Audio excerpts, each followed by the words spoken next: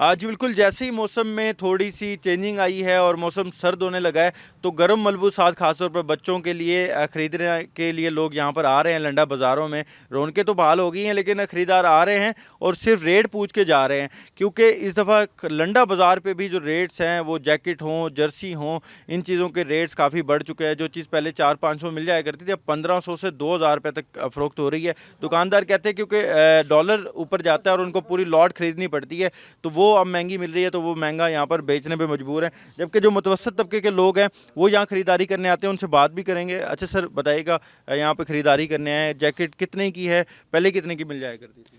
पहले जैकेट मिल जाया करता था 800 900 हज़ार का। अब मिल रहे 1500 से लेकर 2000 2500 तक जैकेट मिल रहे कि हर चीज़ महंगा हो गया। पीछे से माल महंगा आ रहे, इधर हमको भी महंगा मिल रहे।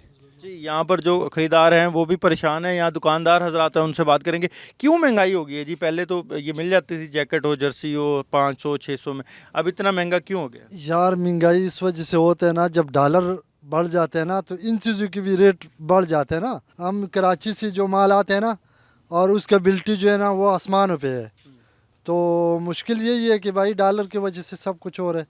तो आप लोगों का अपना कारोबार कितना मुतासिर हो रहा है?